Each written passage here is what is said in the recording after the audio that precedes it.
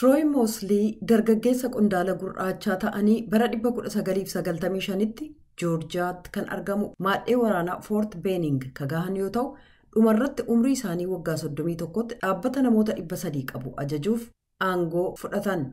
Buufata waraanaa beekamaa addunyaa kabajaa qondaala Konfedereeshinii Gabrummaa ittisuuf qabsaa'ee fi moggaafame keessatti loltoota 100 lakkaa'aman geggeessuun isaanii fudhataman arganne ture. Kunis qondaaltota Konfedereeshinii duraa kanneen injifataman kabajaa hanga tokko akka argatan gochuuf mala nagaa buusuutii jedhan kan yeroo ammaa gadamooji waraanaa Leetinaant Koloneel ta'aniif barreessaa akka ta'an lammiin Ameerikaa hidda dhalata Afrikaa Moosliin. Garuu akka lammii Ameerikaa hidda dhalata Afrikaaf aangawaa waraanaatti kan natti himame an kana keessatti hammatamuun koo hagas hiikaan qabu barbaachisaas miti. Kanaaf lammii Ameerikaa ta'uun akka ayyaanaatti waan naa kenname malee dhugumaan gara fuula duraatti achi as ba'uuf simatamuuf akka hin taane ture jedhan.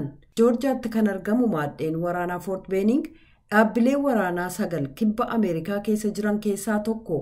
Hundi isaanii maqaa qondaaltota waraanaa wal waraansa Ameerikaa keessatti Ameerikaa waliin qabsaa'aniin kan moggaafaman yoo ta'u maqaan isaanii jijjiiramuun oolu.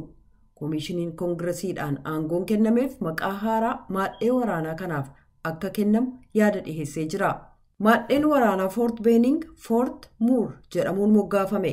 Kunis maqaa Leetinaant Jeneraal Haal Moore kan Kooriyaa fi Veetnaam keessatti tajaajilaa turaniif haadha warraa isaanii Juuliyaa maatii waraanaaf falmaa turaniin moggaafameera. Pireezidaantii garee Citizens Against Intolerance jedhamu kata'an Moosliin qondaaltonni waraana bara sana waraanni dhaabbata dammaqe ta'uusaa kanneen qeeqan jiru jedhan. Qeeqni sun baay'eensaa qondaaltota filatamoo guyyaa tokkoof waraana keessatti tajaajilaniin beeknerraa kan dhufu natti fakkaata. Akkasumas waraanni caasaaf dandeettii waraanaa kanneen qaban irratti akka hundaa'e kan hin hubatin waan jiran natti fakkaataa jedhan. Namoota kutaa jireenya hundaarraa dhufan kanneen sirna bulchiinsa tokko irratti amantaa waliinii qabaniif walitti dhufantu sana falmuuf hanga of wareeguutti deemantu jiru turan jedhan. Yaadni dhiyaate kun maqaan dhaabbilee raayyaa ittisa biyyaa dubartoota gurraachota Ameerikaa, Laatiinoo fi dhalattoota Ameerikaa warra jalqabaa dabalatee garee namoota adda addaarraa dhufanitti akka jijjiiramu gaafateera. Maadheen waraanaa Fort Lee Virgiiniyaa jiruuf maqaa Jeneraal Roobert E. Lee ajajaa loltoota Konfedereeshiniitiin moggaafame, kabajaa gadamoojjii waraanaa Leetinaant Jeneraal Arthur Gregg kan Kooriyaa fi Veetnaam keessatti tajaajilanii turaniif Leetinaant Koloneel Chaartii Adams kan waraana addunyaa lammaffaa keessatti tajaajilan Fort Gregg Adamsitti moggaafame. Lamaanuu lammiiwwan Ameerikaa hidda dhalata Afrikaati. Teeksaasitti argamu maadheen waraanaa Fort Hood immoo maqaa Jeneraala Konfedereeshinii Joon Beel Hood jedhamuun moggaafamee ture. Maqaa Riichaard E. Cavazos Jeneraala urjii 4 qaban lammii Ameerikaa hidda dhalata Ispaanishii qaban maqaa Fort Cavazos jedhamuun moggaafame.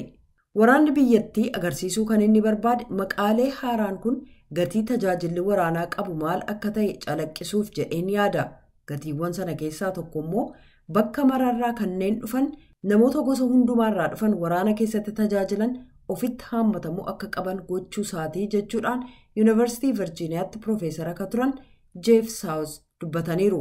Maqaan maadhee waraanaa dhiirota adii qofaa kanneen walabummaa lammiiwwan Ameerikaa hidda dhalata Afrikaatti akkasumas waraanuma Ameerikaatti iyyuu duulaa turaniin moggaafamuun haala hedduu keessatti kan nama mufachiisu jedhan. Qabeenyi ministeera ittisaa kanneen biroon maqaa lakkoofsa qondaaltota Konfedereeshinii hedduun moggaafames jijjiiramuu danda'a. Koomishinichi maqaa qabeenya waraanaa 175 ol ta'an kanneen akka daandileef mallattoolee bakka adda addaa jiran dabalatee gamaagama geggeessaa jira. Isaanis maqaan isaanii jijjiiramuu qabuuf dhiisuu isaanii ilaalaa jira. Qophiin Ameerikaaf uummata ishee kanarraa kanumaa torban qophii biraan hanga walitti deebinutti nagaatti.